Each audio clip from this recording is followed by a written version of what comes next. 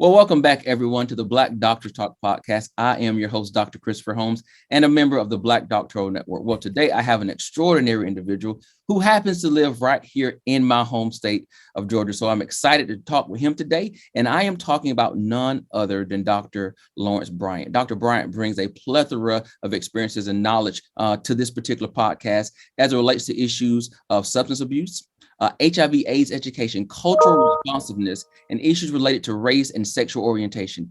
He has successfully developed and implemented a statewide strategic plan for the state of Georgia in response to its opioid epidemic, which we know is a huge issue across the nation, as well as its prescription drug overdose epidemic.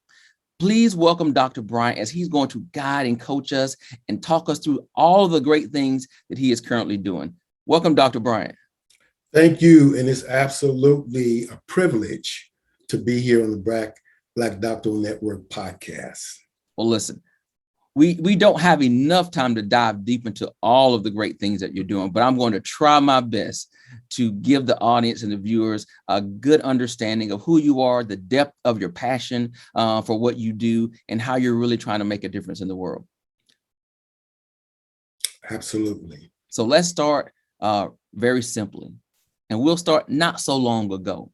So tell us a little bit about young Dr. Bryant. Who was he? How would you describe yourself as a child? Very, very good question. I haven't had to think about that for a while. But just in our brief exchange, it took me all the way back to when actually I was a kid, maybe 10 years old. And the thing that really sort of has implications for who I am today, I'm from Philadelphia, Pennsylvania. That's the home of Patti LaBelle, the home of Teddy Pendergrass, the home of Phyllis Hyman, the home of the OJs, and also the home of Philadelphia cheesesteaks. And as part of growing up, I delivered newspapers. I delivered the Black newspapers called the Philadelphia Tribune. And I recall every week when I received that Tribune, it was about Black history. It was about Black entertainment. It was about what Black people were doing. So at that point, I cultivated a love for my people, a love for the achievements. I mean, Aretha was all the rage back then. So was Diana Ross. And so I learned just about Black talent back then.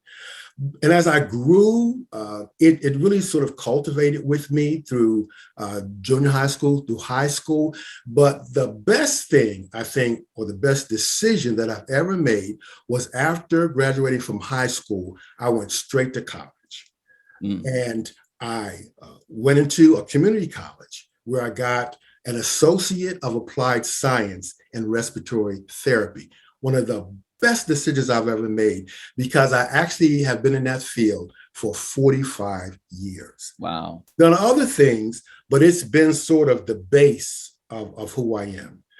And so I tell you, when I graduated with my respiratory therapy degree in 1995, I was enthusiastic, I was exuberant. I thought I had the world at my fingertips. I moved from Philadelphia to Los Angeles, California, and became involved in a relationship.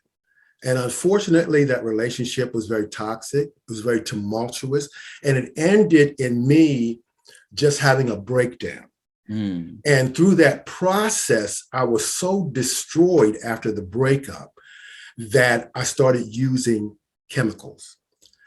And for 10 years, throughout the entire 80s, it was the darkest moment in my life. I became homeless.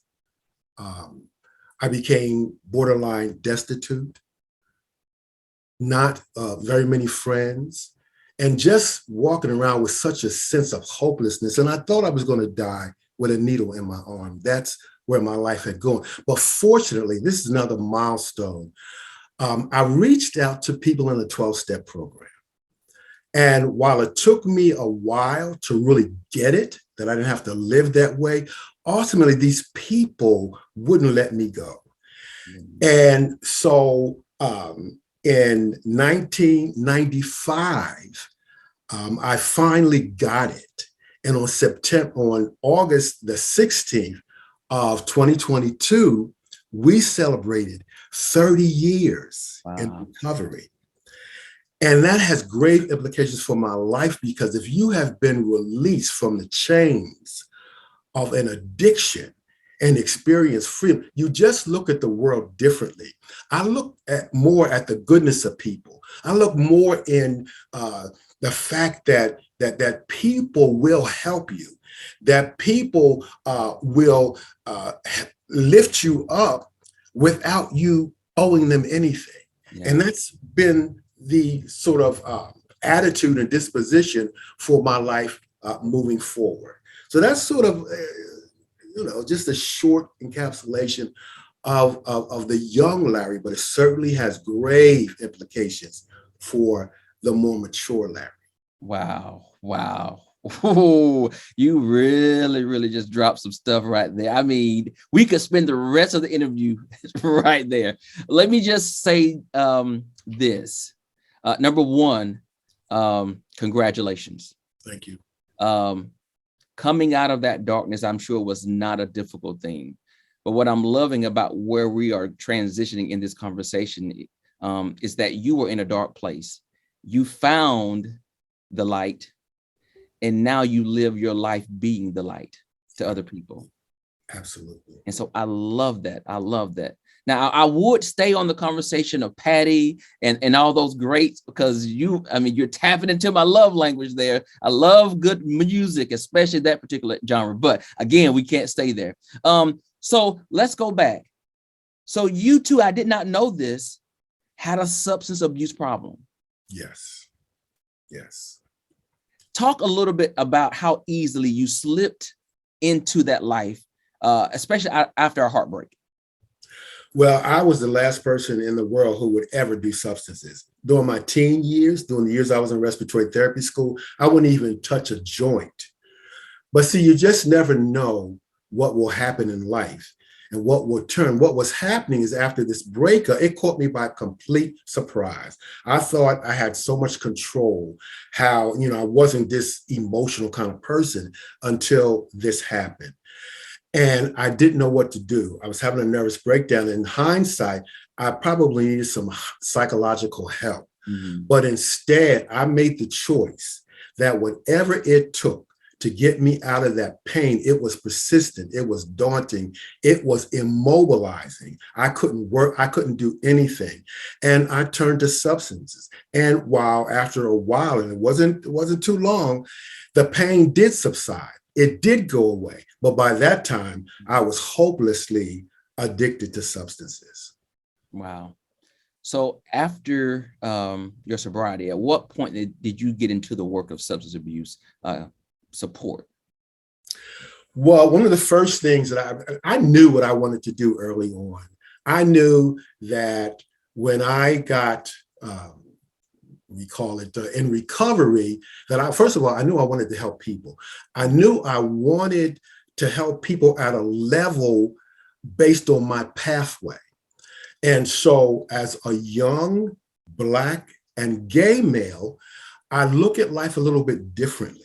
I look at life based on my experiences of homophobia, my experiences of racism. And I knew that I wanted to do something to help combat that. But I also knew that I wanted to do some research on those areas, because I wanted to know more about myself. Yeah. I wanted to know what made me tick. I wanted to know how I could have wound up where I wound up. And so one of the first things that happened in early recovery was that love of education. Even going back to the Philadelphia Tribune, I always loved education. I always loved learning. The first thing I did, even within my first year of recovery, I went back to school. I went to Temple University, and education was the catalyst, the other catalyst that saved me. It increased my self-worth. It increased my ability to have confidence in myself. And it also increased my knowledge about who I am and what my relationship in terms of self is to the world. Yeah. And so education has just been the catalyst for my freedom. Yeah. So you went back to Temple, you got a degree, and then you said, you know what? I'm going to keep going back. I need another degree. So what ultimately led you to say, I want to receive my doctorate? Actually, there was some time between Temple and my master's degree. So I decided in the winter of 1993, helped me make this decision, because coming from Los Angeles, California, and in the winter of 1993, there was such a horrific snowstorm that the snow was up to my waist. And I said, I cannot deal with this. So I happened to go to a conference in Atlanta. It was in January. And when I got there, guess what? It was 80 degrees in January. I immediately after that conference went back home and got myself together. And the minute I walked down that aisle at Temple University and tossed that hat on the other side, I was on a plane in Atlanta, Georgia, and been here since 1995. But here's the thing, my recovery network and sponsors held on to me. I had one young lady who really was my mentor sponsor. And she knew me and she knew my background. So she says to me, Larry, I'm at Emory University. And I would love if you would get into the Masters of Public program with me, because I know you can do it. I said, I cannot afford to go to Emory. I'm just a respiratory therapist. I just can't do that. But she says, I'm going to take you to an individual. And I never will forget his name, was Dr. Ronald Braithwaite. She hand walked me to Dr. Bryant, who was acting chair of the School of Public Health, because my GRE scores were not that great. And I just knew I couldn't get in. But I sat down and I talked to him and I told him my story. And I told him what research I was interested in. I knew I was interested in substance use. I knew I was interested in LGBTQ issues. And I knew I was interested in African-American issues. And he said to me, I never will forget it, we need people like you in this program, because so many people are doing this, but not having experienced what it is that they're doing. We need somebody who's been in the trenches. He literally took my application over to registry. And in 2001, we graduated from Emory University with a Master's of Public Health. Wow. Wow.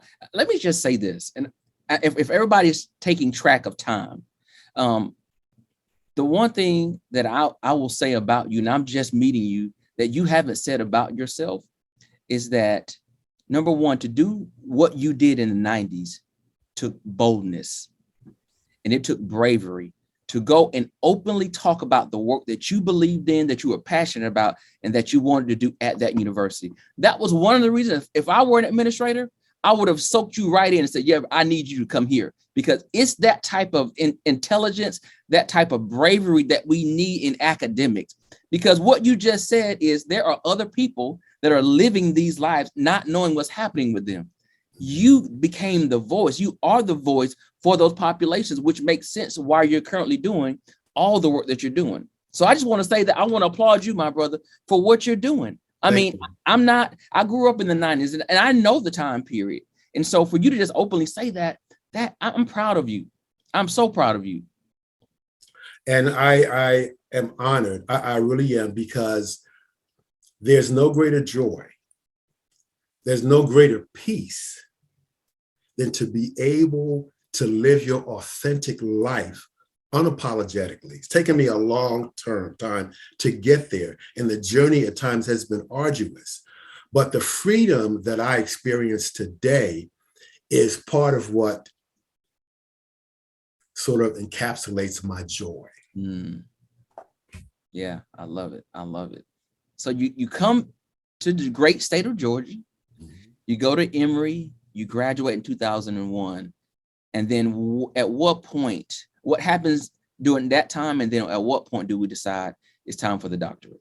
Well, I established some pretty tight relationships with people at Emory, especially my African-American colleagues, because in the School of Public Health at that time, there was one Black professor, just one. And we were up in arms because it certainly did not reflect the population. So we started the first Black student union there in the School of Public Health. And it's through that process that we then began to be able to see more of our own people in academia. But I stayed connected with them even after I left. And many of them were going on to get a doctorate. But that same young lady that I was telling you about that encouraged me, and my recovery mentor that encouraged me to get a master's, also encouraged me to get a doctorate. So I said to, because when she broached the subject, because she said, I'm going to get my doctorate as well. I said, well, that's good for you. and I will pray for you every day, but I am not going back to school. And next thing I knew, she just kept pushing and kept pushing. So I went and had an interview at the University of Georgia in the adult education and lifelong learning program. Now I was working full-time through my entire school career. And I just didn't think I could do a doctorate just because of time constraints. But I went there and there were 2 Black people in the whole school of education, adult education. And I engaged with them both. One, we're still friends to this day, who would ultimately be my chair, Dr. Guy, and also another one of the most prolific Black women I've ever met in my life in academia, who publishes like crazy. And I had a talk with both of them and told them the same story that I had told the individual at Emory. And they, like you said, they soaked me up, they brought me in, and ultimately 2 of them became, Dr. Guy became my chair, and the other young lady and another Black gentleman became my committee members. And then I have 1 white committee members. But one of the things that I made the decision before I went into that doctoral program, that I would not be preoccupied with the outcome or with the degree. I wanted to enjoy the process, because I understood by that time that this is a journey. The joy, the education is just as much in the process as it is in the outcome. And so I was older when I went back. I was in my 50s, actually. And most of my colleagues and peers, they were all young, younger, in their 20s and 30s. But I just love, a lot of them clung on to me just because I was older. But the schedule there fit within my work. It was a long travel to travel from Atlanta all the way to Athens, Georgia, but I did it, and I thoroughly enjoyed that whole process up until I had to defend. So I had 3 Black. One Black, my chair was Black, and I had 2 Black committee members. And I decided, since my dissertation, which was how Black men who have sex with men learn to cope with homophobia and racism. And I thought, well, I'll bring in one of the professors who was LGBT, he's a white guy, and has done a lot of research in that area. I said that was sort of ground. But the most important thing for me was that I had people on my team that, number 1, believed in my research, and number 2, that I had faith in them, that they would mentor me. Yeah. And when I got to the defense, I never will forget this day. I walked in, I had all this confidence. Everyone had said I was ready, until I got there and looked at the feedback. Feedback from the Black professors, fine. But the feedback from the white professor was absolutely off the chart. Every single page of my dissertation had red writing on it. And I said to myself, why didn't you do this before? Why did you wait until I got to my defense to tell me that my writing was not up to par? And he would not pass me. Wow. He would not. I would have, had it not been for those other committee members who said, look, we're not going to let you fall by the wayside, because he should have done that beforehand. He should have evaluated that writing beforehand. And so they all rearranged their schedules, and for me to do the defend that next week. And my chair, I never will forget, took me by the hand, took me over his house for the weekend, and said, we are going to go over this dissertation from page 1 all the way to the last page. And we stayed there Friday, Saturday, Sunday, Monday, I defended a second time. They didn't even have to go over it. They said it's one of the best dissertations they've ever seen. Wow. Wow. Wow. And here's the thing. I do that for other people as well. I do that for other students. I go that extra mile because somebody did it for me, regardless of how unfair that was. Nevertheless, it helped me to understand when somebody believes in you and believes in your research, they will go through any lengths to help you. I'm seeing some themes as you continue to talk. And one of the things I'm hearing is that you keep talking about the process. And I think about you earlier in life. I think about you going through a dissertation. I think about you at Emory. Growth and learning happens when you enjoy the process. And what you talk about is that you maximize your level of learning and growth by being present as you're going through. It's not about how you come out at the end, because I feel like you're very confident. I'm going to come out at the end regardless, but I want to make sure I am absorbing everything I need to get in the process before I get to the finish line. And I love hearing that. And the second thing that you said, and I keep hearing you say this as well, whether you say it verbally or not, find people that believe in you and find people that will help guide you. Mm-hmm. And that's important, especially for those that are wanting or that are in the process of getting the doctorate. If people don't believe in your work and don't believe in you, it's going to be a very hard journey. Mm-hmm. A very hard journey. Absolutely. Absolutely. So I have to say, go Dogs. I got my doctorate from UGA as well. So listen, we got a lot of things in common here. So yes. College of Education, I did policy and administration. You an adult learning side, but I got my master's in adult ed. So a lot of similarities here. Wow. So, we definitely got to talk. Yeah. I'm loving this. So you graduate. Yeah. In what? Then the work really began. I thought, oh my God, I'm like less than 1% of the population, because we know in terms of Black men and with a PhD, we are a rare breed. So I thought I was going to be in demand everywhere. And my ego was just all over the place. Now, while I did get an opportunity early on, just because of my respiratory therapy degree, at Georgia State, they had a respiratory therapy program. And I knew about the program because the hospitals that I worked at in respiratory therapy in Georgia, the students always came through, when they were doing their clinical rotation. But I did get hired as a tenure track professor at this university. And there was good in that process, but there was some very, very ugly things that happened. And I tell you, I have never had the kinds of challenges that I've had in my entire career as I have being a Black doctor. Wow. And long story short, my research was what I've always wanted.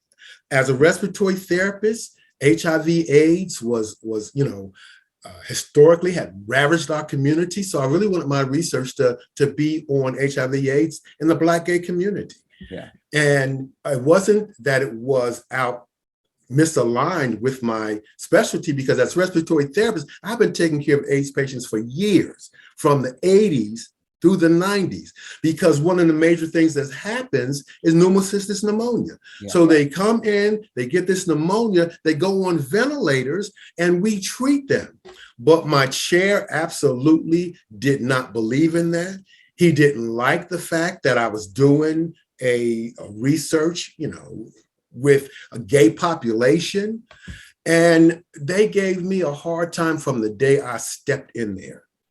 Went over to get help from the DEI person, and they were absolutely no help at all. So long story short, me and my chair just did not see eye to eye. He was always, there was always this tension. And he went and told the dean that he didn't think my research was valid, even though he never even read it. And so in my third year of tenure. And I was due to go up that next year. I had all of my ducks in a row. I had everything that I needed to be successful. Well, he went down to the dean and told the dean that he didn't believe in my research and that he didn't think it was appropriate for a respiratory therapist. Well, maybe a month later, I get a letter at my house telling me that my contract would not be renewed. Wow. All of that work, all of that, those articles that was published. I mean, it was crazy. It was crazy going up for tenure, for it just to be snatched. And the dean had never read any of my research. The chair had never read any of my research. So, to call a ACE what it is, it's plain racism. And so many people within that school understood what was happening. And they felt sorry, but it wasn't a whole lot that they could do. Yeah. But long story short with that, ultimately I did leave. And it was a learning curve for me because I learned one powerful thing. That is what God has for me is for me and nobody can take it away. So if I didn't get that, it means that it was not for me. And it took me a while to sort of transition into that consciousness, but I have learned to cultivate that because I've had many, many very similar things. But on the other hand, even within that same school, there were just milestones I thought I'd never reach. For example, I was asked to come to China to do as a keynote speaker on HIV of all things. Wow. And also on tobacco. It was a life transforming experience in, Shanghai, China. They paid for everything. And so then I've got, in that whole process of tenure, I've got about over 20 articles, in my arsenal. So it wasn't all bad, but just, learning how to sort of be resilient enough to take the lessons learned. And that's what I really want to bring out there. Life is 10% what happens to us and 90% the attitude that we take. And if, adapting that attitude that what I'm supposed to get, I will get. And if I don't get it, I'm not supposed to have it. Yeah. Yeah. And I definitely hear what you're saying, that experience could have definitely forced you or made you believe that you needed to change your research, right? Change your beliefs, change your direction to please somebody else. When ultimately it wasn't about changing, you were just in a season of transition. Absolutely. Keep the research, keep the ideas, continue to be bold, but the work that you're trying to do, you just couldn't do it there. And that's okay. That's okay. And now you've landed on your feet somewhere else. So again, you're letting somebody else know, don't change for anybody. What you're trying to do, it may just be that you're in the wrong place, but academically, you're in the right position. And also the whole process of forgiveness. It took me a long time to forgive the people there. It really did. But I came to a place of peace with it all, such that if I saw them again, now I'm not saying we would be bosom buddies, but we would be respectful to each other. Yeah. It's just this idea of sabotage. When we have people that have racist or discriminatory beliefs, it's so unfair. And it's, why would he take the chair's opinion and not once have a conversation with you? Absolutely. That's the unfairness of it all. And so when we talk about privilege, those are the kinds of things that we're talking about. And yes, people, it happens in higher ed. So don't think you will come to higher ed institutions and be unfazed and untouched by white privilege, discrimination, and racism. It permeates every aspect of the world that we live in, especially as Dr. Bryant is letting you know, when you are one of the vulnerable populations, you're going to experience it sometimes more than others. Yeah, absolutely. But one thing that I also have found to be true, that oftentimes God will bring to the table the very people who have, basically done you wrong to show them how good you're living. And so my chair felt very, very bad about what happened because he didn't expect that would happen when he went, and talked with her. But here it is, because she was very problematic anyway. There was a committee that she formed herself because she was having problems with everybody, particularly nursing, because we were within the School of Nursing as well. So there was a committee that was set up, and that committee wanted to, the purpose of it was to actually get feedback from faculty on what their issues were with her and issues with the school overall. And guess who they put to chair that? You. Absolutely. And I'm going to leave it like that, but I did chair that committee. And even after I left, I heard that she was unceremoniously chaperoned out of the university. Wow. Not that I hope that, but when you do wrong, I understand one life lesson. What goes around comes around. Yeah, absolutely. So, you were, in a sense, the lamb at the university, but as we know, the lamb always comes back. He rises again stronger than before. Absolutely. Stronger than before. Let's talk a little bit about, we know about the work with substance abuse, but you talked a little bit about your work with HIV/AIDS education. Talk a little bit more about that and why that's also so passionate for you. Well, for one, particularly in the Black gay community, I was, taking care of AIDS patients, in 1980 and 1981. But to see the transition from it being a disease that mostly affected white gay men to now seeing the face change to Black gay men, such that the CDC is saying 1 in 2 Black gay men will get HIV within their lifetime if there's not some significant change. And by the way, are you ready? I'm ready. Today is World AIDS Day. Yes, it is. Yes, it is. World AIDS Day. And I've always felt that this was part of the contribution that I could give back to my community, because let me just tell you, to live through 1981, 82, 80, the early 80s, and see your friends dying every day, and how some of them died such horrible deaths. And working in the hospital, you can see those patients that really had no family, had nobody there to care for them, that died alone. And it really touched me. And I said to myself and made a commitment that whatever I could do to be a part of the solution to that, I would do that. And so one of the first things that I did, much to the chagrin of my other faculty members and chair at this university, I developed, outside of my department, in another area of the college, I developed an HIV/AIDS course that I taught for maybe 4 or 5 years. And it was one of the best experiences that I've had. And these were for students that were from a lot of other disciplines, but they had to take this particular course. It's called something like a specialty course or whatever. But that was one of the great, opportunities that I had. And even outside of the university, I had the opportunity to participate in the Black HIV/AIDS Trials Network. And it was one of the biggest HIV/AIDS study done among Black men.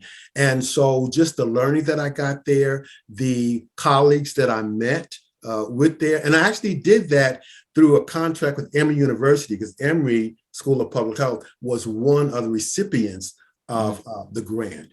And so that just has been a milestone.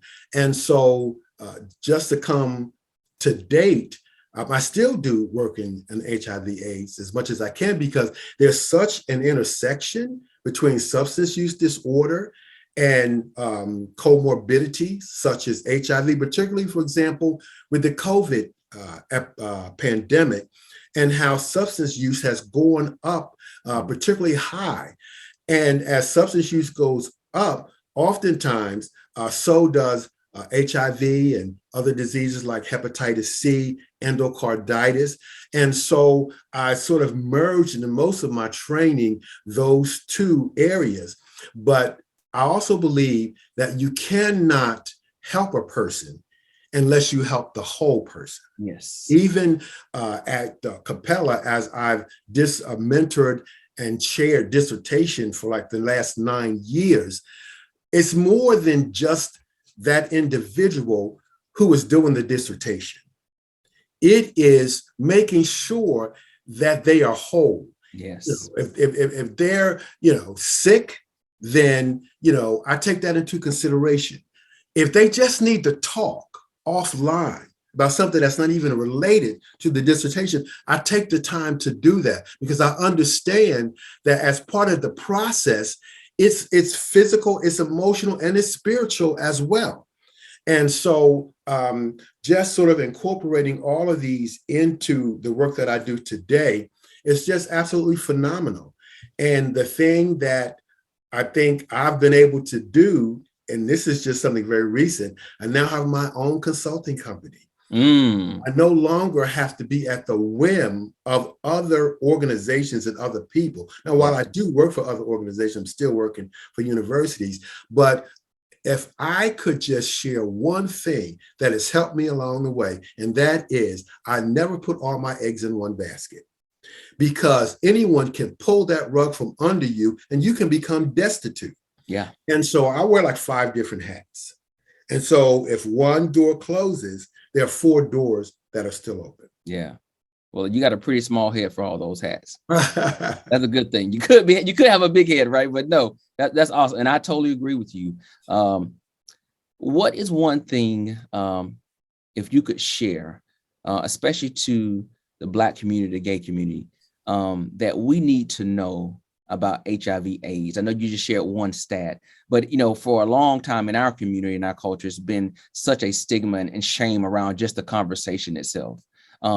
What is it that people need to know that most people should know, they just don't know? I am so glad you answered that question. If I had $50 right now, I just hand it over to you. I'll put my one cash. thing that people should know is that HIV/AIDS is preventable now, number one. And number two, it's also treatable. We have what we call antiretroviral therapy. So we've got therapy that literally works, that can render you unable to transmit the virus. So we call it undetectable, which means if the level of HIV within your body is undetectable, you cannot pass it on to anybody else. But you've got to be tested. You've got to know your status. And so many people think that they're immune from HIV. Many people think, well, it's over. No, it's not over. Yeah. The thing to remember is that when you get tested and you know your status, you're then able to take action to be able to not pass it on to other people. So that's the one thing that and we've got so many new things and new treatment that's out there. You no longer have to take 5, 6, 10 pills. You can take 1 pill a day. Yeah.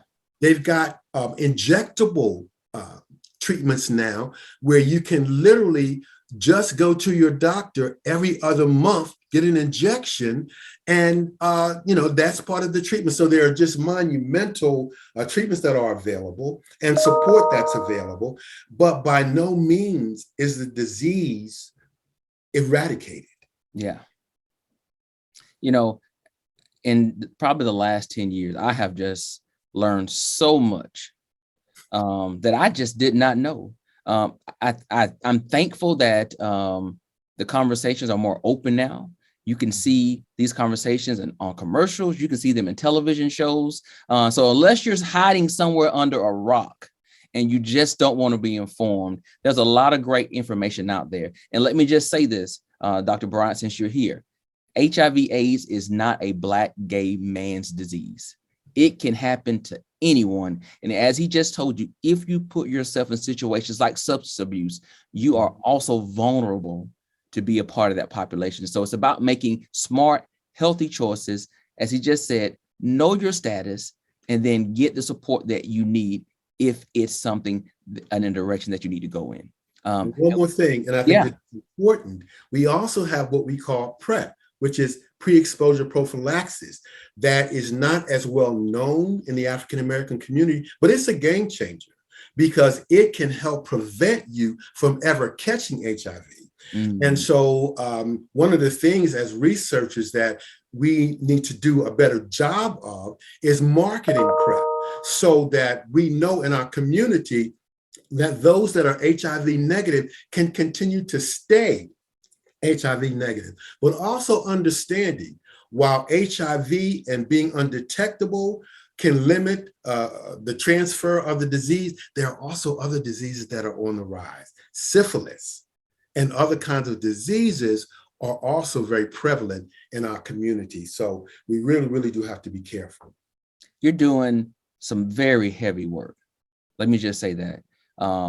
It can be taxing on you, as you said, emotionally, spiritually, physically. What keeps you motivated? Wow.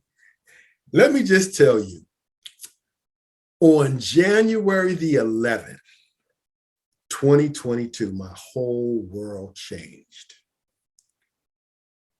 At 11:59 p.m., I welcomed to the world my first grandbaby. Oh. Her name is Jalen, and I tell you, I'm experiencing a level of love I've never experienced in my entire life. So when I wake up and I feel like my day is incomplete if I don't see her. And now it's like I don't have to go over there. We just turn on the phone, and she's not even a year yet, and she communicates with me through FaceTime. And she smiles, and we talk to one another. You talk to baby talk, but we talk to one another. But it's part of what keeps me going. Also, I'm very, very much into mindfulness. And I have a whole regimen of things that I do every day, from prayer and particularly meditation. I've gone to meditation on a much deeper level than I ever have in my life. And it really has changed how I deal with stress. It's changed what I consider as important. And things that used to bother me just don't bother me anymore. And so I'm very, very sure and very intentional in terms of my own personal well-being, because if I'm not well, other people will know it, and I can't convey wellness to other people as well. I love mindfulness. I love guided meditation. I don't do as much reading as I should do, but I love Deepak Chopra. I mean, I think he's absolutely phenomenal. And that whole process of just meditating has just taken my entire life to a whole new level. Where do you see yourself going next, in the next 5-10 years? I see myself building my consulting company, P&P Consultants. First P stands for passion. The second P stands for power. So it's power and passion. And all of the things that I've done for other people in terms of delivering training, technical assistance, is now under the umbrella of my company. And I'm being guided with some colleagues and with friends on just how to build my brand. And so that's where I'm at now. In 5 years, I just see not only myself being a part of P&P, but also bringing other people in so that they can expand the kinds of teaching and learning that I've been able to do. Yeah. So I'm absolutely excited about that. And I plan on next year, Kennesaw is actually offering a certificate program in diversity, equity, and inclusion. And that is just part of who I am and what I'll be doing in the future. And I'd like to take that to publications and start to publish in that area. I've never really published in that area before. Yeah, well, we are so thankful and honored to have members like you as a part of the Black Doctoral Network. It's just amazing what you're doing. Thank you. We call it the Black intelligentsia, and you exemplify that, sir. Talk a little bit about your experience with the Black Doctoral Network. Oh my God, I love the Black Doctoral Network. And I've been with you guys for like the last 10 years. And the last couple of years, I haven't been as active just because I've been so overwhelmed with other things. I did retire from respiratory therapy in 2020, so I have a little bit more time. And so I just went to the conference in Atlanta, enjoyed it, loved it. But I've had the privilege of presenting almost every year during that time on barriers to successful dissertation completed, something like that. But really helping people to navigate the dissertation process, but also being mindful of the barriers, of the pitfalls, of the red flags. So for example, in some of the students at Capella, they don't understand that you got to be very careful of your finances. It's nothing worse than getting to the last phases of your dissertation and you have no more money. It's also important to understand your timeline, that if you get to a certain point in your dissertation, I think our cutoff is something like 7 years or something like that. If you go beyond that, you will have a hard problem. You have a hard time finishing because you really got to go before the board. There's so much that you have to do. And sometimes they don't approve you. So these are barriers that I tell them early on, that it's important that you be mindful of, do a timeline. Know what you're going to do each quarter or each semester so that you are on track. And the other thing that I tell them is take patience with you, because particularly with the IRB, sometimes I've had students where it's taken 5-6 times. Wow. Of iterations for IRB. So I tell them from Jump Street, before you even submit your application, it may be a while. So just pack your patience. And I also tell them what I learned, enjoy the process. Yeah. It's a little bit different because things are all online now for this dissertation journey, but I try to make it as exciting as possible. Yeah. I try to invite my students to presentations that I do. And so I just think that just being able to give all of who I am to my audiences, to my students, is an absolute privilege. Well, sir, we thank you for being a part of the network. We thank you for being back at the conference this past year. Now here in your backyard, so you didn't have to go that far. It's here in Atlanta. And then I also want to thank you for being a part of this conversation with me today on the Black Doctor Talk podcast. It's been a privilege. We're going to connect because you're here, so why not? You're doing some great work. I do want you to share with our viewers and listeners where they can go to learn more about you and the work that you're doing, especially your consulting company. Absolutely. So I don't have a web page yet. That's going to be coming down the line, but a lot of the information is on LinkedIn.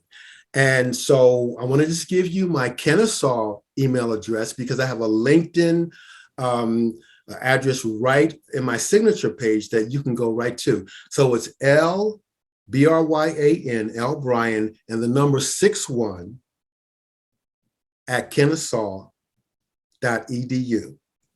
L Bryant, Bryan, not with the T, but Bryan, 61 at Kennesaw.edu. And I also want to thank you for just being such a professional and a live commentator. You just really brought it out of me. And I also want to thank my family and my parents. And as you can see behind me, these are the people whose backs I stand on. That's my father, that's my mother, that's my grandmother. And so I'm just so grateful that they helped cultivate me into what I am today. Well, not just, those people in those pictures. I told you when we came in, I love your shirt.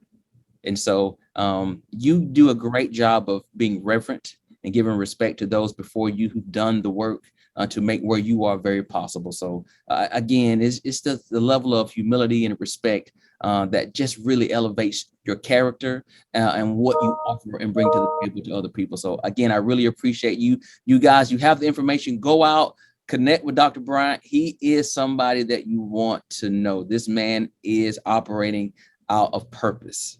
And I say that, and if you know what I mean, you know what I mean. So again, guys, go follow him. While you're going to follow Dr. Bryant, go and follow the Black Doctoral Network. We would love to connect with you and share through all of our social media channels as well. Thank you again for joining us. This has been the Black Doctor Talk podcast. I will be back again with another amazing guest. So please join me. But until then, like, share, comment, and subscribe. And don't forget, go and tell somebody about the Black Doctoral Network. Until then, guys, peace. Love you, and I'll see you soon. Thank you. Thank you, everyone.